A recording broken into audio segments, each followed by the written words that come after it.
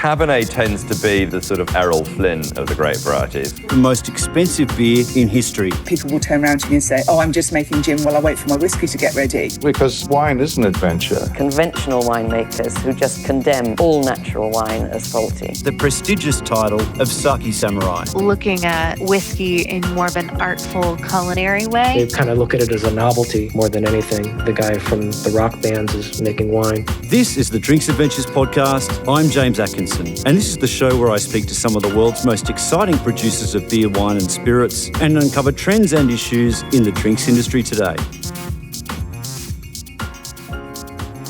Last year I brought you the story that a company with a somewhat controversial history, McLaren Vale Distillery, was on the cusp of launching its debut single malt whiskies. That is, those of you who get the Drinks Adventures newsletter would have seen that story. The news about the whisky came accompanied with the revelation that there'd been an ownership change at McLaren Vale Distillery earlier in the year. Jock Harvey of Chalk Hill Winery in McLaren Vale confirmed that he'd taken full control of the distillery, which he originally co-founded with John Rochfort in 2014.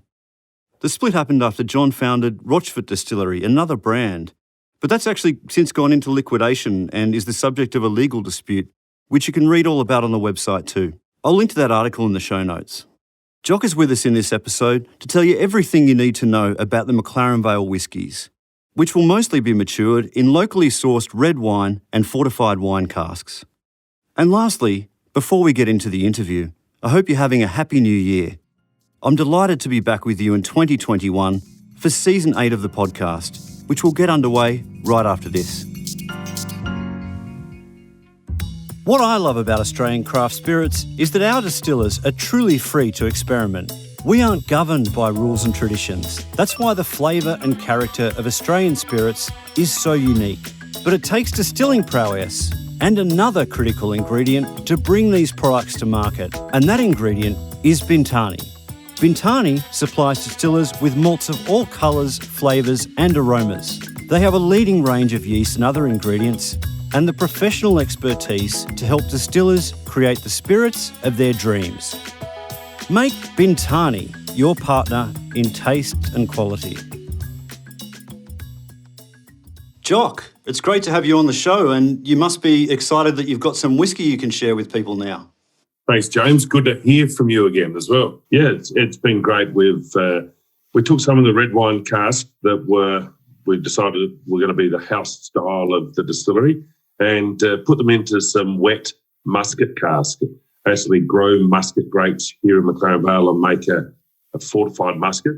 So the whiskey that, in fairness, probably had a little bit of dryness from the red wine casks, married up beautifully with that muscat, and that style of whiskey is very popular. It's got some beautiful fruit sweetness, some Christmas pudding, some of those marmalade notes, and then for a single barrel release, we chose a Dutch key cask, and it had been previously used for a tawny port, which had been in barrel for 22 years. And there was a little bit of confusion on social media that I was making an age statement. That wasn't the case. It was simply celebrating the history of the barrels, which I think is a unique Australian proposition. We have this incredible access to barrels, and I've said before that whiskey preserves the Australian wine history and also gives us some of the best flavours in the world. So very happy to release both the Mr. Eek's Muscat cask and the Dutch Key single malt, single cask whiskey. Tell us a bit about what you've got in your barrel store there. Is it the same mash that you're maturing in all of those barrels? Essentially, 90% of it is the same mash. We do have some peated whiskey as well, and also use some different grains in the mashing process as well. So, some chocolate malters and other grains. I still think for the whiskey enthusiasts, the difference that they can find and enjoy the most is the different casks that we're using. And I think that's where McLaren Vale Distillery will find its place in the market, is the connection to the wine industry and our access to wine barrels, particularly fortified wine barrels from not just McLaren Vale, but the Barossa Valley and Rutherglen, and where we have connections around the place. You are using local barley, though, from memory? That's correct. South Australian grain, and we also use some Wollonga barley. Well, Wollonga's part of McLaren Vale, but my mate Jock Bosworth is an organic grower down here, and Gaffney Road, he put in a paddock full of barley. He makes beer from it, and we also use some of that malted barley to make whiskey. So he's very excited about it. I've explained to him that his talents are neither in the growing or the beer making, and it's a good bit of local banter. So there is the prospect of making an even more localised expression of McLaren Vale whisky then? Yeah, most certainly. The Sheriff family have been farming the paddocks around McLaren Vale, particularly the coastal plains, for over 100 years, and they've actually great growers, and they hit malting regularly. So, we're working with them to use a sizable amount of local barley. A common criticism you may have heard about Australian whisky is that it's wood dominant. It tastes more of the cask that it's been matured in than the underlying grain itself. This is whisky expert Andrew Durbidge speaking back in season 2. Some of this whisky that was only 2 years old had been matured in small barrels that had been cooked out in the sun.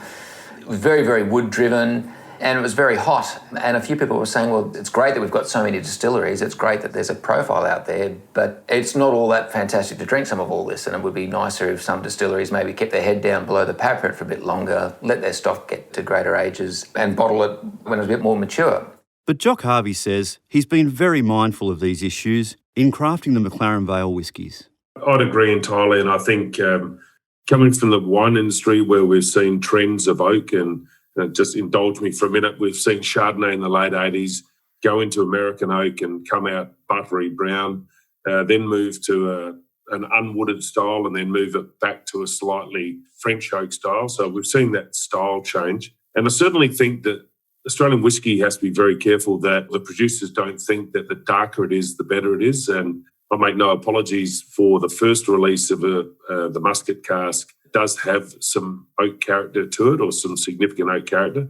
I think is that when Australian whisky makers in general, not some of the older, more mature whisky makers, but the younger whisky makers, feel more confident in their distillation and their mashing in, they'll actually see the malt and celebrate the malt, not just the oak character of the cask.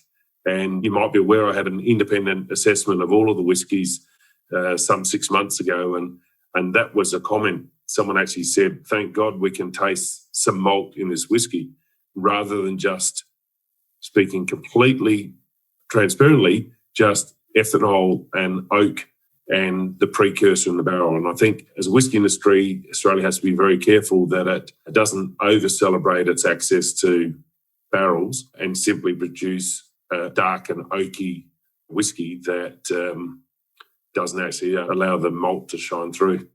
Now, you're obviously part of a renowned McLaren Vale family-owned winery, but I seem to recall you telling me you had some experience in brewing as well.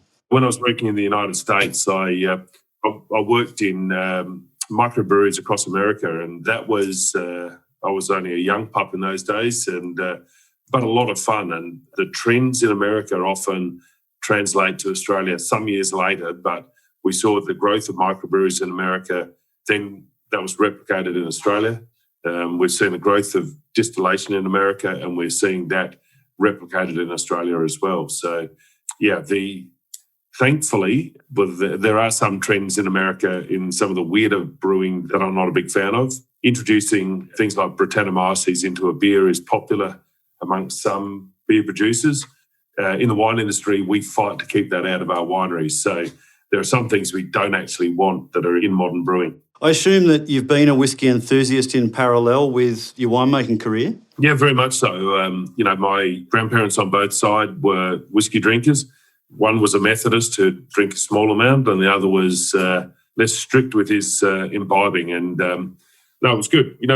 Many people in Australia actually were big brandy drinkers until the excise became basically wiped out the brandy industry in Australia. So while we don't have a long celebrated whisky industry, we have a very much celebrated brandy industry and a fortification industry. And there are some great brandies that we're going to see on the market. I'm happy to say that I tasted some of their Angove's new releases the other day. And, people like Angove's a really cornerstone of Australian distillation. And, the Angos are my neighbours. They're lovely people, but they've also made world-class brandy for a long time. And I think we'll see a bit of a change around and, brandy will again be celebrated in Australia. And I believe they've got some whiskey in the pipeline too. Are you going to flip that on its head and make some brandy? It's interesting. I distilled some spirit and put it in a musket cask and have made what could easily be described as an eau de vie. And at our barrel owners' luncheon, we tasted some eau de vie. And while I was working in France, it was popular over there to put cognac with Schweppes tonic.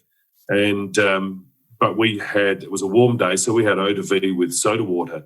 And it was actually a very refreshing drink. And I think exploring the distillation industry or exploring what we can do, and, the wine industry for a long time has distilled, maybe some bad wine through to spirit to use it for fortification for the next season or for products such as eau de vie or grappa.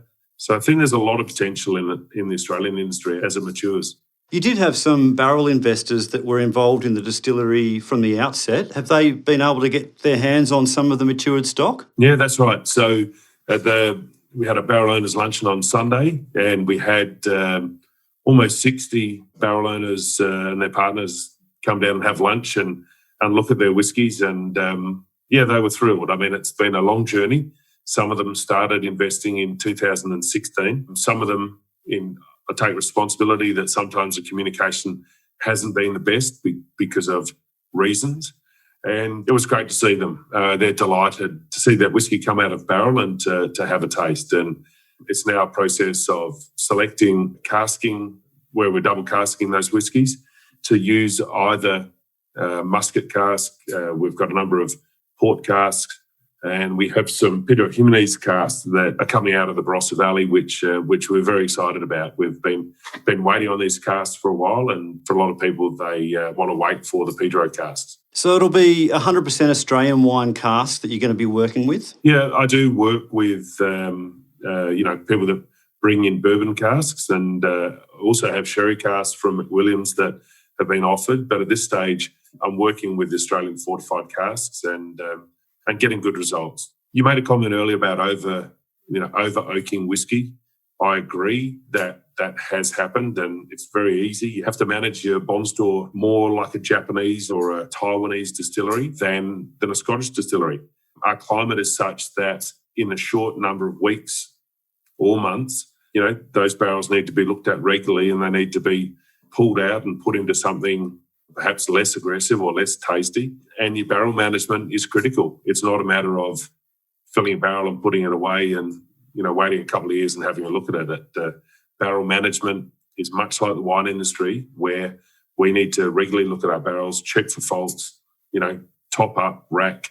And that's why I think the wine industry is a great training ground for distillation. With everything that's happened in the business over the last few years, have you managed to keep distillation pretty constant just so that you're going to have consistent supply? No, there was a hiatus for a period, and that's obviously going to cause a little bit of a stretch in supply. But on the other hand, it's been a good period for reflection. It's been a good period to decide to carry on and actually amplify the business. And I think we're in a good position as well. There's been a lot of support for McLaren Vale Distillery before and since the launch, and I think it's well placed at the moment. The packaging looks really smart. Is that something you put a lot of thought and effort into? Well, the packaging was done by Voice in Adelaide, a couple of young blokes that are extremely passionate about the drinks business. They do a lot of wine work, and they love the opportunity to work with whiskey. It's fair to say that the packaging was designed around a slightly higher bottle price. So as a ratio of packaging to retail price, the packaging is a little bit expensive. However, when the product goes into Asia, that's where that packaging is critically important. And we've just reached agreement on exporting the spirit. And in the Asian markets, the packaging is something that really stands out and is critical. So when the whiskey goes to Japan and China, Taiwan and Singapore, it really needs to be at that world-class standard. And I think the guys from Voice have achieved that. The first two products that you've got for sale, they both call out the name of the winery that supplied the barrel. Is that something you expect to continue? Yeah, that's the intention. The intention is to celebrate the winery, but also to offer, where it's available, the precursing spirit. So the musket release was a McLaren Vale Distillery musket, but a Mr. Riggs Shiraz cask. The Dutch Key cask, there is tawny available, but in the pre-Christmas period, I didn't have a chance to organise with Wayne, Dutch Key musket to go with it. As we move into the next release, the winery, which I can't announce just yet, is a maker of fortified, and they're very excited. They're just trying to work out some packaging and how it fits in. But to tie up the winery with the drink that was in the barrel beforehand and then the finished whiskey has always been an intention of the distillery. And again, my connections in the wine industry allow me to do that. And what we actually did see is a large number of people contacted Ben Riggs from Mr. Riggs and said, "I didn't realise you were making whiskey. That's fantastic." And he said, "Well, I'm not." But so he actually got quite a kick along with the product, and that was always something that we expected. But we were surprised by how many people thought that Mr. Riggs had been making whiskey. Well, it's completely unintentional, actually, but this interview flows on nicely from our last episode last year when we had Ben Riggs and Ricky Ponting on the show talking about their new venture, Ponting Wines. Yeah. Look, that's a great project because, Ricky was laughing. I met him with Ben and he was laughing that if his mates could see him now as that, that Tasmanian larrikin, swanning around, drinking wine, eating cheese and olives, they'd give him a hard time. But, I congratulate them on that partnership because, Ricky's profile, not only in Australia but in India, really helps drive, Australian product to markets that are relatively new. So I think Matt Hayden's foray into whiskey wasn't quite as celebrated as Ricky's into wine. Oh, I pride myself on knowing these things, but I must admit that one passed me by. I think Matt Hayden was one of the celebrated Nant investors in the early days. Ah, oh dear. Yeah. What are your thoughts on the health of the Australian whiskey scene generally? No, I'm cautious. I think what you're going to see is in the next 10 years, I think you're going to see the evolution of a two-speed industry. I think by two-speed, I mean those that are producing around 1 million litres a year, and there's about 5 or 6 of them that do have growth, and just look at Archie Rose as an example. And then the other side of the industry will be the smaller producers. And the smaller producers are still important in terms of craft and tourism and the story. But what may well happen is the economies of scale for the bigger distillers is going to put pressure on the smaller distillers. And that's okay. That's the nature of the wine industry that I'm in as well. As long as the small distillers produce a good product and their story's good and their packaging is good. I think the whiskey industries, like all distilled industries, have to be very careful with their quality control because they're making a product that, if they're not careful, can be poisonous and can also have detrimental health effects. We have to be responsible. It's a good industry, but the wine industry for a long time, and beer, to be fair as well, have worked on quality control and making sure that we're a lifestyle drink and we're not something that we're very responsible in how we promote it.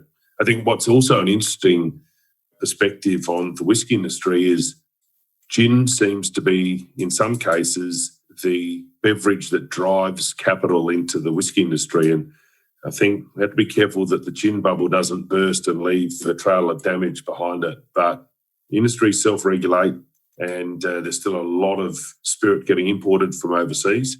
It would be nice to replace imported whiskies and gins and vodkas with Australian-made product, and I think that's what we should strive for. Do you see yourself reaching a point where you've got a core range that will be continuously available throughout the year? Look, I've been very conscious. I spoke to a number of peers in the industry about what they thought was a sustainable price for Australian whiskey, and I peeled back the pricing on the musket cask to $145 at 55%. I think that represents good value and a sustainable price as well. I feel that the style of McLaren Vale Distillery, a musket cask, will be core range. It's been extremely popular with people. Some whiskey drinkers have thought that it's maybe a little sweet, but I'm not aiming that product at the absolute connoisseur. I'm trying to make it an approachable whiskey, which is of extremely high quality, and I feel confident that I've hit that mark. And then above that will be the single cask release, which people can follow.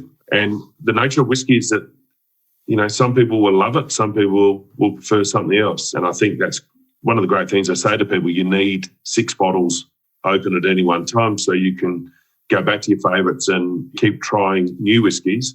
And also have those bottles that when your friends come around, you don't give them your best stuff. Very much a mood drink as well. And I had a friend bemoan that his wife was pouring the Dutch cask to some people on Christmas Day, and it was reckoned that she was pouring $40 shots at a time, and I encouraged her to do that because it was... But I think I'm not trying to make a consistent Johnny Walker.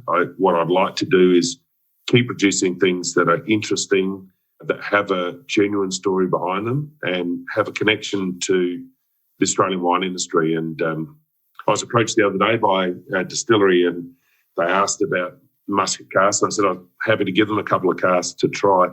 I think the cooperation in the industry is pretty good as well.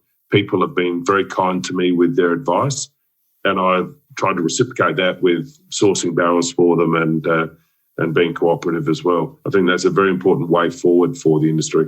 So the 2 products that you've got on the market will continue in some form, but the name of the winery on the label might change depending on the barrels you manage to source. Yeah, that's the case. And, got some very old Tawny Port that I'm flipping out next week when it cools off a little bit, and I'll be double casking some whiskey into the port cask. Again, making sure that it still can taste malt behind it. I don't want it to taste like Chivas Regal in a port cask. I want it to taste of malt and to be complex and interesting. So, that's the nature of McLaren Vale Distillery. Chalk Hill Wines and Never Never Distilling have got a pretty impressive new cellar door in McLaren Vale, I believe. Will people be able to visit McLaren Vale Distillery at some point in the future? Exactly. McLaren Vale Distillery does have a cellar door. We're closed at the moment, largely because of my limitation with time and the fact that we've sort of just come through the Christmas period. It's of no surprise to you that I'm principally in the wine industry, and we've got grapes that we're going to start to pick in the next week or so, and that will occupy a bit of my time.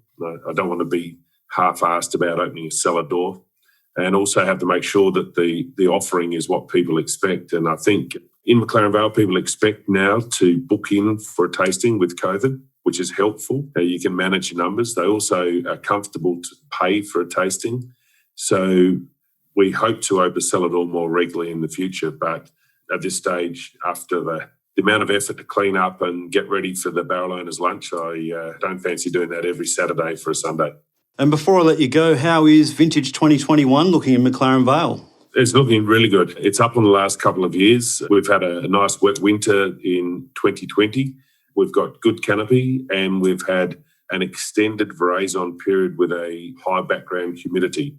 And I know that sounds a little bit like a weatherman, but we haven't had harsh, hot winds. It is warm over the weekend, but the vines are in a really good position. So, we're looking forward to a really solid year. Good crops are good for growers, they're good for wineries. And despite the challenges of China, the industry's in a pretty strong position. Well, congratulations, Jock, on the launch of the whiskies. I look forward to tasting them and hearing more about the venture in due course. Thanks, James. I appreciate your interest in the project. The Drinks Adventures podcast is produced by me, James Atkinson, with additional production and mixing by Dave Robertson. You can find complete transcripts, links and other information on the show at drinksadventures.com.au. You can follow me on all social media platforms at @ByJamesAtkinson, like my Facebook page, James Atkinson Drinks Adventures, to be kept informed of podcast giveaways and other news about the show. The Drinks Adventures podcast needs your support as listeners. Please do us a favour and leave an honest review and rating for the podcast on iTunes or Stitcher. We love hearing your feedback, and it helps inform other people that this is a show worth listening to. Or simply drop us a line at hello@drinksadventures.com.au.